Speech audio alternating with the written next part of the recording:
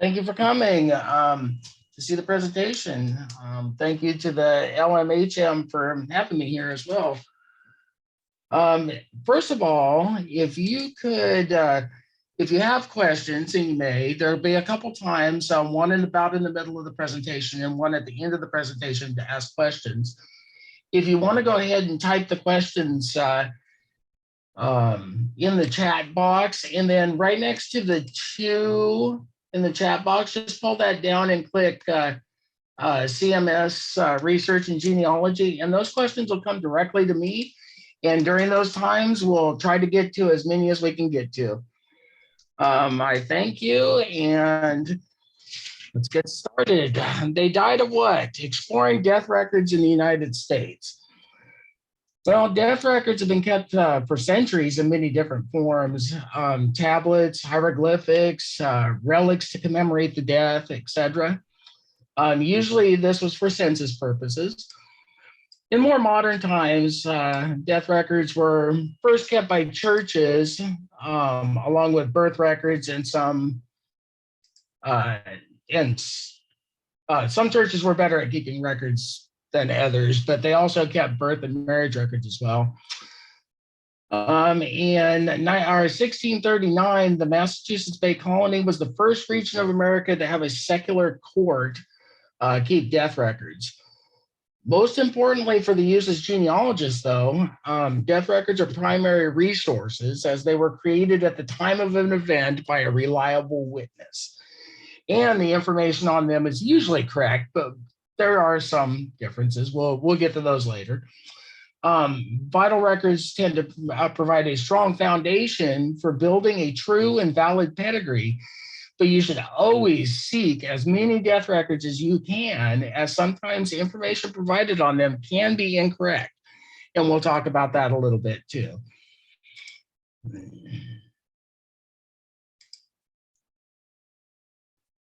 Okay, so every deceased person can leave a wide paper trail on one or more of the following. And some of these on the list we'll talk about today, and some of them we won't. But there's a lot more than just this as well. But we only have about an hour today. So, and each one has a different story about what it tells you. Some tell you different things, but the more primary sources you can get when you're doing genealogy, the better. And finding these records is a different story too. They're basically all over the map. I mean, courthouses are definitely a huge source, and there's online entities as well, ancestry.com, familysearch.org, etc. But to go to courthouses that only have I don't know, some of them in the past have had floods, courthouse fires, things like that, and they're all just a barricade. Oh, and privacy laws as well. There seems to be always a barricade that you have to cross to get to it, but it's getting a bit easier. So what can the death records tell us? Some genealogists, professional and hobbyists, tend to flock to birth and marriage records that they already know when this ancestor died and where. Death records can definitely hold clues other than, the date of death.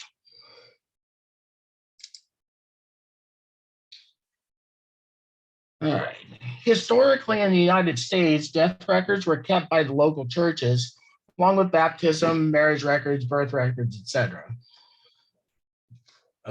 As I mentioned before, in 1639, in what became the United States, the Massachusetts Bay Colony was the first to have secular courts keep these records. This chart shows the years that individual states began to keep death records or death returns. Now, this chart is easy to find on Google, but if you need help, please, at the end of this presentation, my email address will be there. If you send me an email, I'd be happy to get you a copy of it. So this is going to show you each year that the state, the secular part of the state actually started issuing death certificates, but it also shows birth records and marriage records as well. It's a great resource to have. Okay, so let's start with death registers. Death registers were a common precursor to death record or death certificates. They usually listed the bare minimum of vital statistics, like, for instance, the date, the name, what color they were, what race they were, their age, oftentimes down to the month and day, what their sex was, whether they were single, married, widowed, etc., where they came from, their cause of death, the physician or coroner, and let's see, remarks as to the occupation. Now, some of them will tell you where they're buried. Some of them won't. Like I said, it's just, I mean, all of this is useful information, and especially as a primary source, but some of them, they vary. They vary jurisdiction to jurisdiction. All right. The Vermont death return. Okay, this is an example of a death return which Vermont used until 1955. Some other states used a card system too, but not as late as 1955. Now, these small cards were basically 3x5 cards that they kept in a card file. Now, this one's for Robert Todd Lincoln, and it shows his usual residence. It shows what race he was, his age, occupation, birthplace. It also shows his father's name, father's birthplace, mother's maiden name, mother's birthplace. Once again, great sources to have. Date of death, his disease, contributing diseases, the doctor or medical attendant, and the town where the town clerk and the town where where this was certified. We'll talk about more about the information involved in a little bit. Okay. So this is a death certificate. So death certificate clues. Let's do a little history. A death certificate is either a legal document issued by a medical practitioner which states when a person died, or a document issued by a government civil registration office that declares the date, location, and cause of a person's death as entered in an official register of deaths. In the United States in 1910, the federal government enacted a law stating the requirement of registering the deceased. This had already taken place in many areas, mostly by churches. This law handed the task to the individual states to decide how they wanted to carry this task out, which is how we ended up with, states and counties and towns and townships and cities all having different death certificates. By 1912, all states and territories were using a standard death certificate, and by 1910, all states were issuing death certificates, except Vermont, because the Vermont courts didn't begin keeping death certificates until 1955. Okay, so on a death certificate, you get your place of death, marital status, clues about where you can locate birth and marriage records. Sometimes it'll say married up here, and some of the death certificates give a space for the spouse's name. And if you don't already know that, that's always good information to have. Also, full birth dates as well are always nice too. Now, the informant is often a family member, so this could open another can of worms about what's right. So basically, the name and everything on the left column is filled out by an informant. It may not necessarily be correct. So that's why another reason why it's important to find other primary sources if they're available.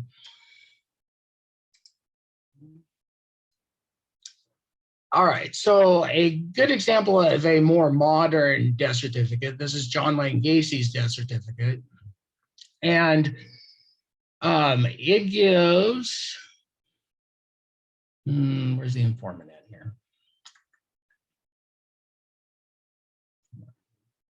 Well, the informant on this is probably going to be the Bureau of Prisons. But you can see all the information that, I mean, if you're a pretty, the informant, that's his lawyer. Okay. As you can see by the information it gives, though, that they became more standardized with more information and clearer to understand, especially with, they went through stages where most states would have just a primary cause of death. And then they went through another stage where there was a primary cause of death and a secondary cause of death. And then there was a third stage where it gave, you could put a third option in. Okay, so here's an example of an older one. And all of this information was filled out by Juanita Andrews, who was married to Harold Leo Andrews. Now, I did some research on this one, and I can tell you that his father's name was not Grover. He may have went by Grover, but his name was not Grover. And his mother's maiden name was not Jackson. So once again, that's why I say that sometimes the informant, for whatever reason, doesn't know the exact information. And another reason why it's good to have more sources. All right, and here's another example of just giving a primary source that's kind of not really telling you anything. Acute illness brought about through the lack of resistance due to night parties and use of liquor. Well, it sounds to me like it's alcohol poisoning. This was in the secondary here. It says that it was proved through the coroner's jury verdict. So it did go through a coroner's jury too, and we'll talk about those shortly as well. Okay, so on the older death certificates, a lot of them have a code penciled in the cause of death area. And these are called the International Classification of Diseases, or the ICD. Now, the ICD is designed as a healthcare classification system, providing a system of diagnoses from diseases, including nuanced classifications of a wide variety of signs, symptoms, abnormal findings, complaints, social circumstances, and external causes of injury and disease. Now, when it first started out, it was more of a trying to list a secondary without writing it out, or it was used as a way of saying, well, they also suffered from this, so it was a secondary cause. Now, these codes can hold the key to any other circumstances of death. For instance, let's say that the death certificate says that the primary cause was a car accident. And then you would look up the ICD code, and it would tell you that, possibly the person had a broken sternum or a crushed chest or something like that. Now, these are available at the link below. You can link it now, or at the end of the presentation, I'll be able to, or there's another link for you.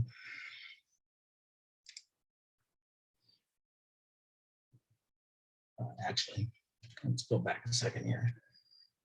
And also a fun fact, Florence Nightingale made the first proposal in 1860 that was to result in the development of the first model of this system. Let's see. Okay. So now we have the death certificate of John Philip Sousa. And down here, it says that he died of acute cardiac dilation. And then it gives the code. And nothing is written in the secondary line. Okay. So, acute cardiac dilation, and I apologize to any physicians who are present. I hope I get it right. If not, please send me a message and I will change it around. Let's see. Acute cardiac dilation is now called dilated cardiomyopathy. Um, it's a term, a form of heart disease that apparently your heart swells and the valves don't work properly. So the code that we're talking about, the ICD code, is right here. It says 90. So let's take a look here. Let's go to the website for the International Classifications of Diseases. Now, this website is extremely easy to use. Now, several years they came out with different revisions of it. So we know that John Philip Sousa died in 1932. So we're going to need to go to the revision that was just before that. So that would be 1929. And revisions still come out every few years. And I think the last revision that came out was 2011, I believe. Okay, so when you click on the revision number 4, 1929, you'll come up with a list. And on the left-hand side, it gives you the corresponding code. And on the right-hand side, it gives you what that code means. So the number penciled was 90. So we'll go to the next one and we'll scroll down and find it. So it said that he suffered from pericarditis as well. And pericarditis is the inflammation of the pericardium sac, which is the protective fibrous sac around the heart. Now, we know if we look into John Philip Sousa, we know that he was ill just before he passed away. And given the pericarditis and the cardiomyopathy, he was probably ill with something like influenza or something like that. Now, not that this has any kind of real form of genealogical value, but it can help you keep a watch out on your own personal health if this is if John Philip Sousa was your ancestor, perhaps. All right, death indexes. So many of these are available on ancestry.com and familysearch.org. Others can be accessed through state, county, and city archives, as well as historical and genealogical archives. Sometimes you can find them in colleges and university archives. This is a great tool for providing not only solid evidence of a person died in a certain locality and the date in which it occurred, but also the reference number to find the original document. So to decipher the place of residence codes, which are right over here, you will need the key code that the state in question uses for these.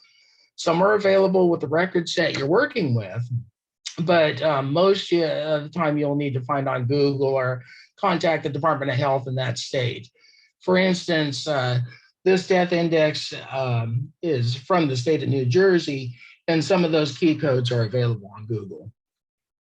Also, the state file number, that's going to give you, if you can write down that number too, you'll be able to go to, say, ancestry.com or Family Search, or when you contact a state or county authority, you can give them that number and they'll be able to get a death certificate for you. Okay, are there any questions so far? Now, I don't see any in the chat, so I'll wait just a few seconds here. And if any come up, I'll go ahead and answer them. Okay, the first question is Family Search free? Yes, Family Search is a free website. All you have to do is sign up for it. It's a great resource. They have tons of documents and records to help you build your family trees. They also have an area that where you can get a hold of other genealogists who will answer questions for you, and generally that's free as well. Now, Ancestry.com also has that service as well, but it's expensive. Any more questions? Okay. If someone dies in the 1880s and no church records, is the search dead? Not necessarily. Um, you may be able to find something on mortality schedules, which came out with the US federal censuses, but they would have to have died like the year before that. Another great resource that you could find is newspapers. Sometimes they'll have obituaries, or if they, had a newsworthy passing, then they would write about it. Is there any more questions? Where do you suggest people start? Okay, so if you are we talking about with the death records or with genealogy in general? Because they're different. Okay, genealogy in general. Okay, so the best place to start is start with your parents, and it's always good to get an ancestral chart or a pedigree chart, and you have that in front of you, and you just start at you. You would be on the far left by yourself, and then the father's line on the top and the mother's line on the bottom, and answer as many questions as you can before you even start. And then the best place to go after that, if you don't want to spend any money on it, is familysearch.org, and start typing in and searching for the information that you do know, because then you'll be able to fill in those blanks. All right, let's see. How to access death records of a deceased in another country? Now, that's a good question, and we're focusing on the United States here, but I'll answer briefly.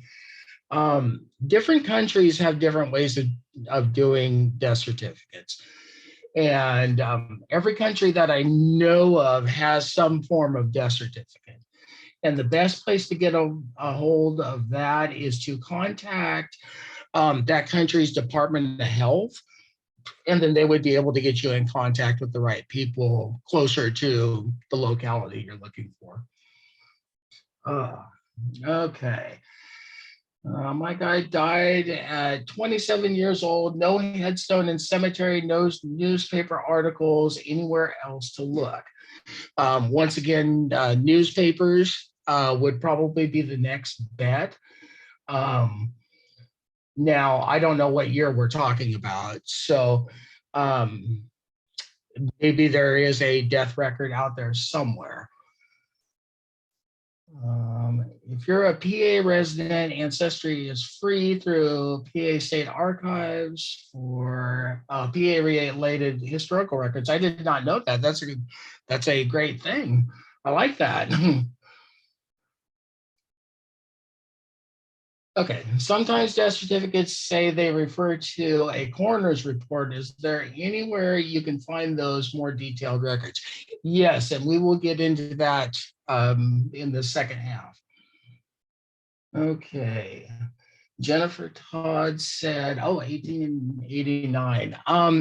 Yeah, Jennifer, I'm pretty sure that I would check newspapers first. And then you might find some of the death indexes or some of the death registers might have something like that. All right, and we'll move on now, and we'll have time at the end for more questions.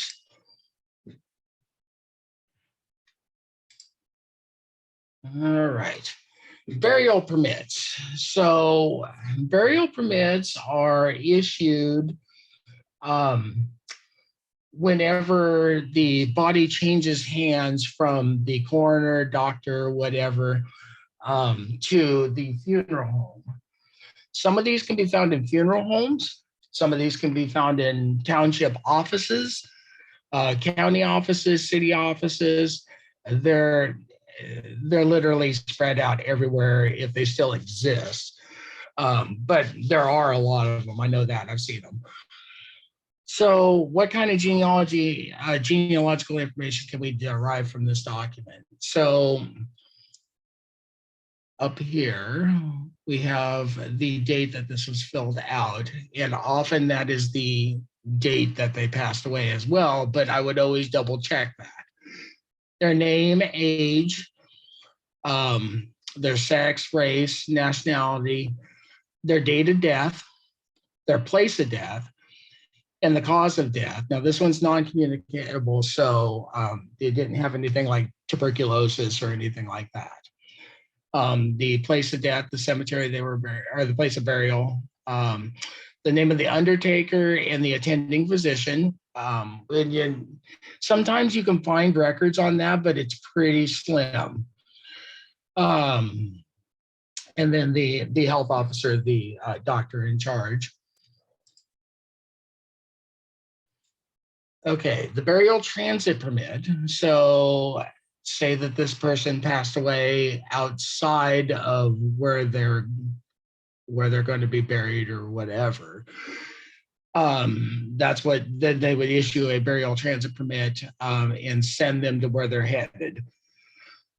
And this permit always accompanies the body.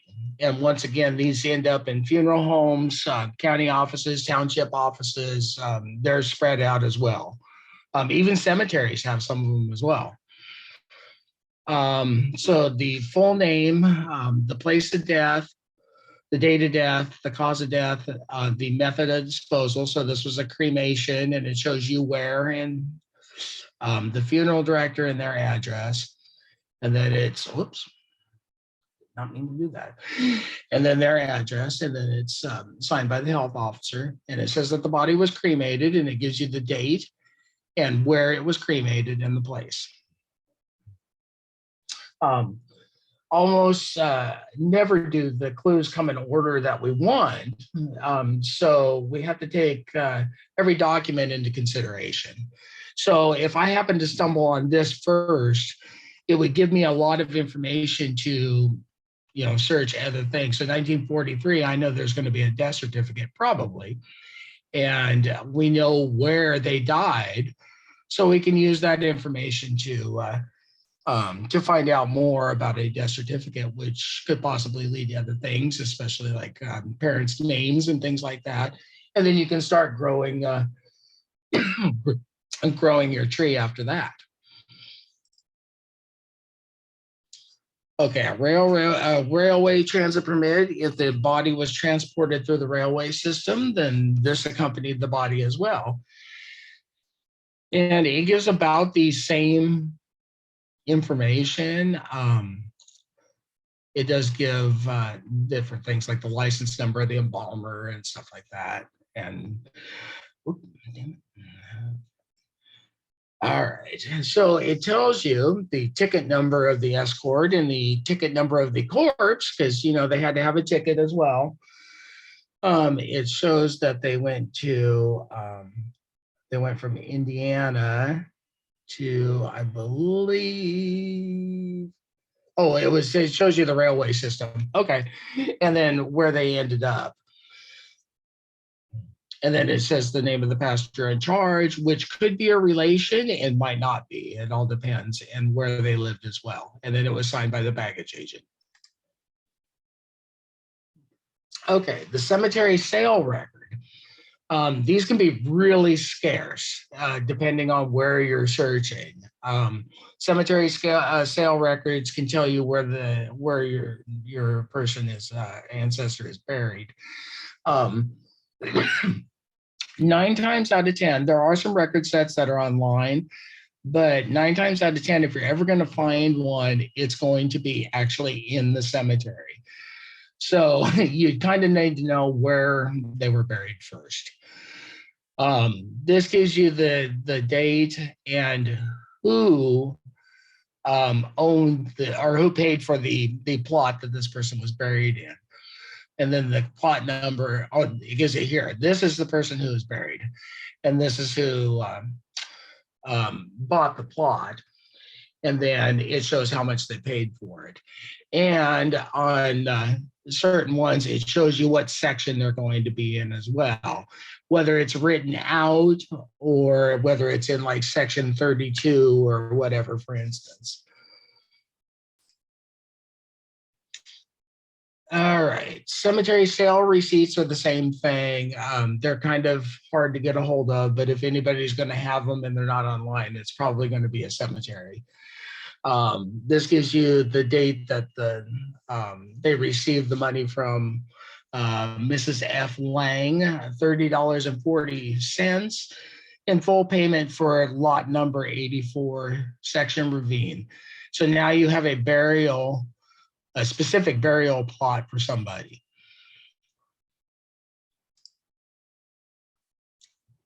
All right, certificate of cremation. Although cremation dates back to at least 42,000 years, it did not become common practice in the US until the 1920s. The first crematorium built in the United States was the Lemoine crematory in Washington, Pennsylvania in 1873. In fact, Baron de Palm was the first person cremated in this crematory in the US. All right, so the certificate of cremation says that this person, and then gives their vital data, was cremated on September 19th, 1975. And then the receptacle marked with a serial or with this number is what holds her remains. Now, that still doesn't tell you, well, was she buried or whatever, but it does give you some idea, especially place of death. She actually died in a hospital, and it gives the name of the hospital. And it shows her last residence as well and her occupation. All right, so this is Lemoine Crematory, located in Washington County, Pennsylvania. This is the first crematory in the United States. It was built in 1873, and it's a simple 20-foot by 30-foot one-story building. It was built by Dr. Francis Julius Lemoine, who carried out the first two cremations himself. He was number 3, and he is buried right here in front of the crematorium. Dr. Lemoine believed that cremation was more sanitary, a way to dispose of bodies, preventing the contamination of the drinking water. The cremation carried out here, and thus the first modern cremation in the United States was on December 6, 1876. The person cremated was Baron Joseph Henry Louis Charles de Palm, who was an impoverished Bavarian noble. He specifically asked to be cremated as he was afraid of being buried alive, which was a real worry in the 1870s. The crematory closed in 1901, and it had carried out 41 cremations in 25 years. And here's the inside of the Lemoine crematory. Okay, the coroner's inquest. So inquests and the necessity for holding them are matters of statutory law in the United States. Inquests themselves generally are public proceedings. Coroners may compel witnesses to attend and give testimony at inquiries and may punish a witness for refusing to testify according to the statute. Coroners are genuinely not bound by the jury's conclusion and have broad discretion, which in many jurisdictions cannot be appealed. Generally, the county or city is responsible for the fees of conducting an inquest, but some statutes have provided for the recovery of such costs. Families are never charged for this service. So the purpose of the coroner's inquest, sometimes called the coroner's jury, was to determine the cause of a person's death, either with or without the benefit of an autopsy. So it could be conducted by a judge, jury, or other government official, generally officials from the city or county of occurrence.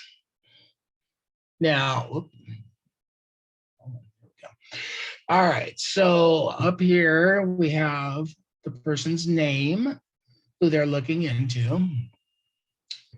And it starts to talk about who was present at the death. It talks about they died of natural causes. That's what the jury came up with. And It also gives the names, signatures anyway, of all the jurors who found that out on January 5th, 1924, I believe it is. Which sometimes the jury made up, a distant cousins or something of the deceased. It was very common occurrence in rural parts of America. Okay, so here's oops, damn it, I did it again.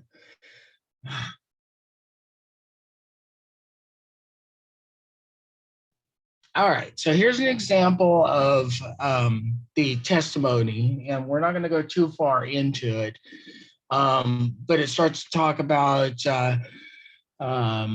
Edward H. Dickey. His body was found in a yard close to his residence in the Metcalf edition of Kingman, Mojave County, Arizona. It shows that the juryman went to the place of death and viewed the corpse, the remains, and the scene of the death. That way they could get more information.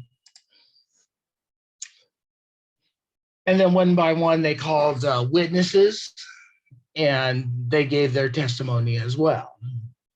And the jury took that into note, and they would make a verdict. And once again, the coroner wasn't bound to that verdict, but oftentimes it was probably usually accepted.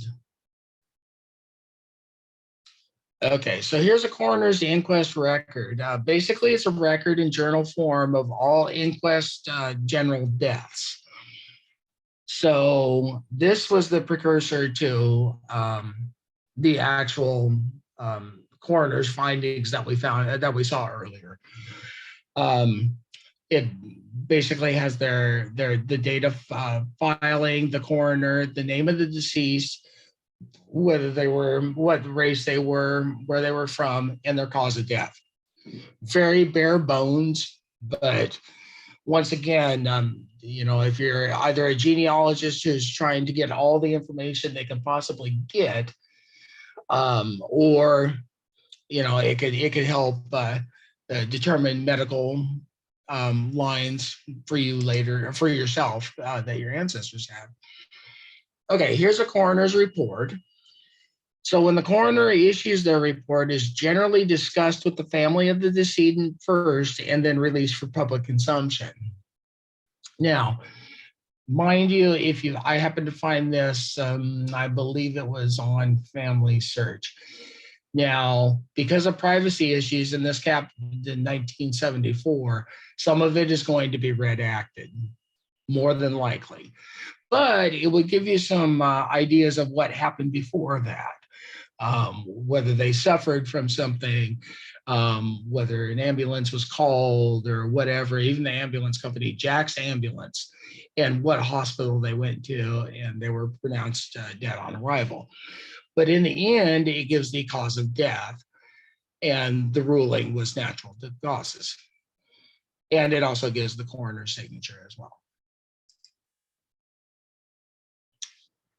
All right, and here's another coroner's report, and this is from Navajo County in Arizona, and Mr. Harry James Melonis, and it shows you the judge that it was under. This judge was actually the coroner of that county at the time, and this was in 1969. It shows you where he died, the county, the time of death, which are sometimes included on death certificates as well, and the date and how they died, the cause of death. So he had a heart attack and it was natural causes. This one gives the coroner's jury signatures and their addresses as well.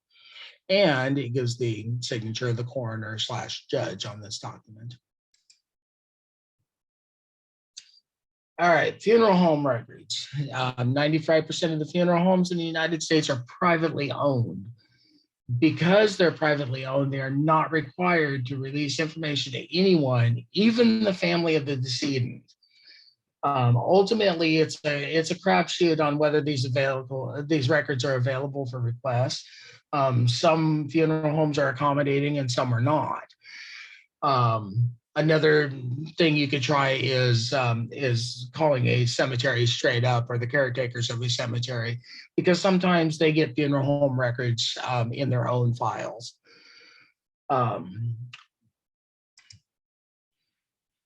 Okay, so here's an example of a funeral home record. And this will tell you just about everything you even wanted to know, even if there was organ music played and what songs. But it'll give you an idea of their cause of death, especially the date, where, things like that. It'll talk about whether they were in the service. It'll talk about their address. It'll talk about cremation. It'll talk about what's put in the obituary. Sometimes they'll give vital statistics like how tall they were, how much they weighed. Let's see here. And then also the next of kin information is on here as well. And then in the it talks about who made payments on the account to pay off the funeral and how much was paid.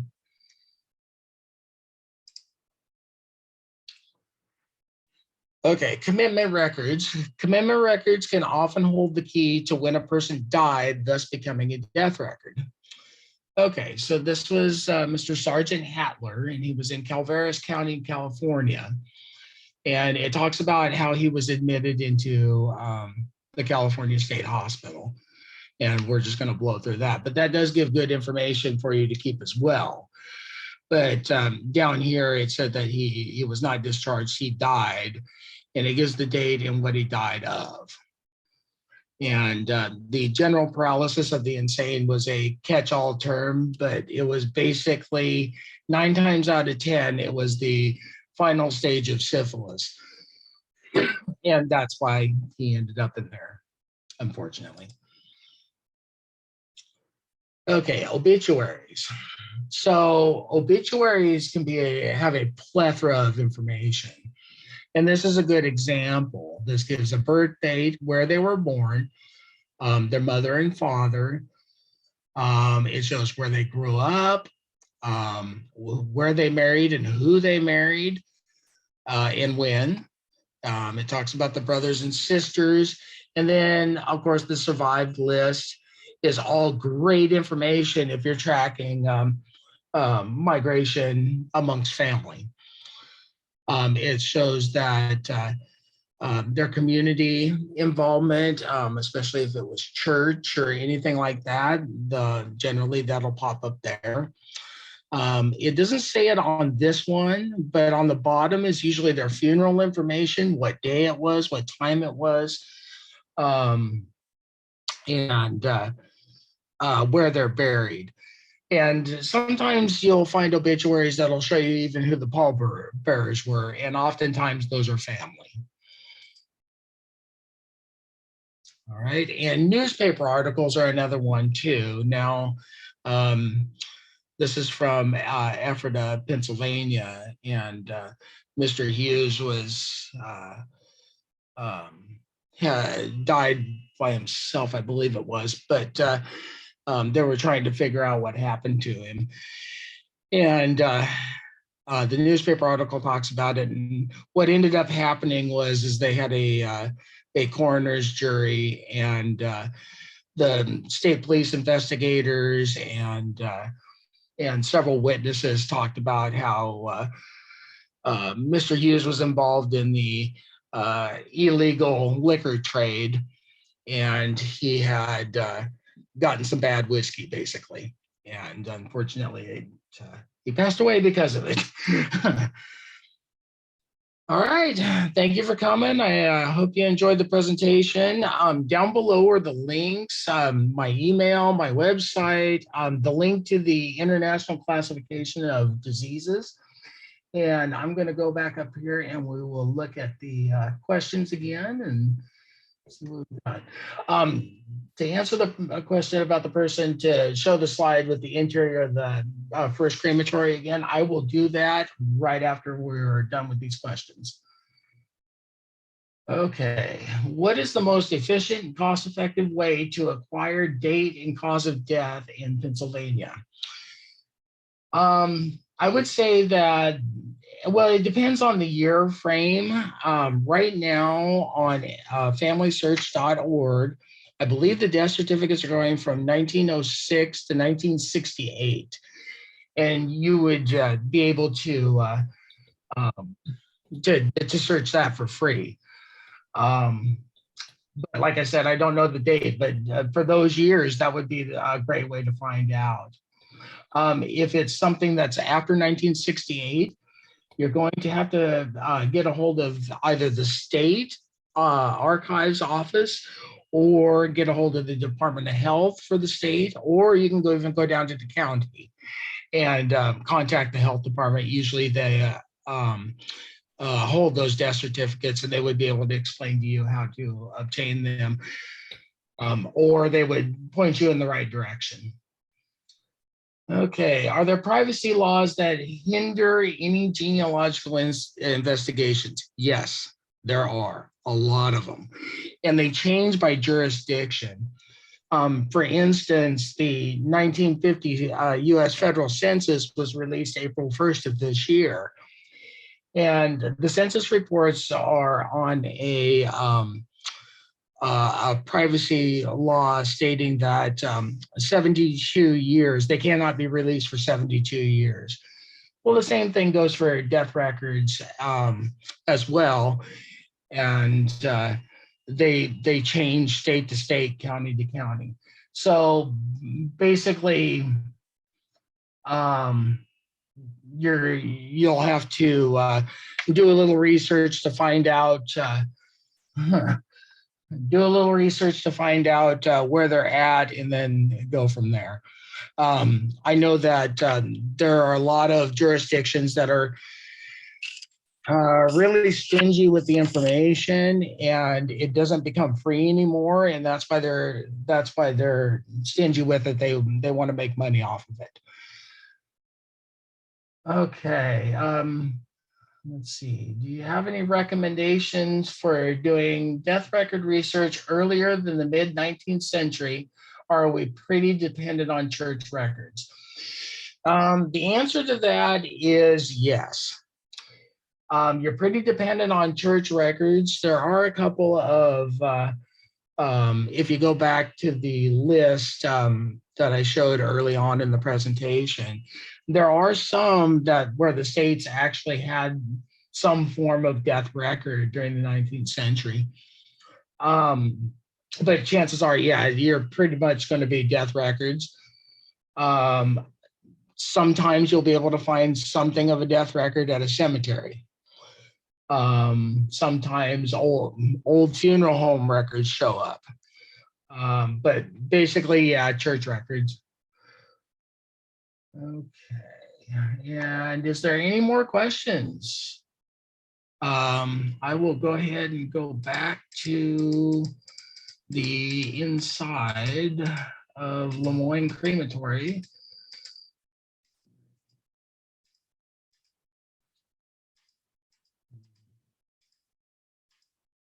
There we go.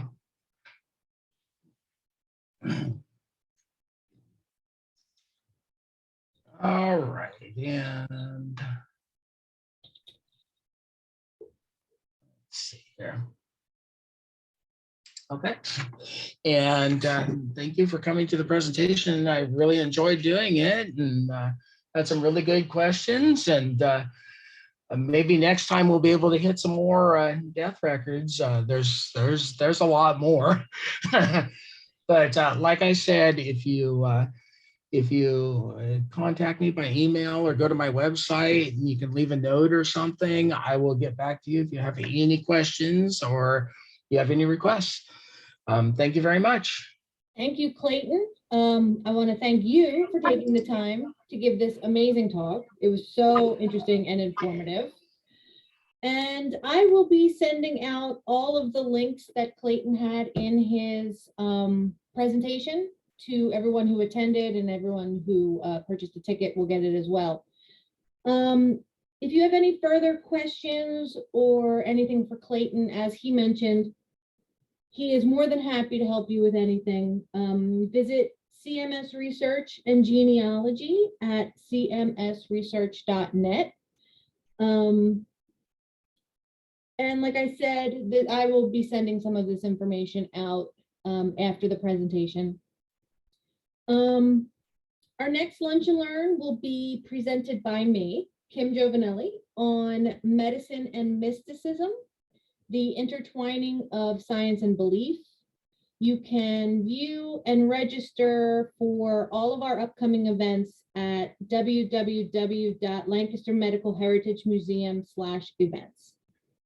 I want to thank everyone for coming again, and I hope everyone has a wonderful rest of their day. And again, thank you for supporting our museum here. Is there any other final questions for Clayton before we cut off? I just saw one that asked if I have any expertise with Maryland records. I do have some expertise with them. I know that they're one of those places that's kind of stingy with the records, but I do know that there is a company called Release the Records, and they're working on Maryland records right now to get them released to the public.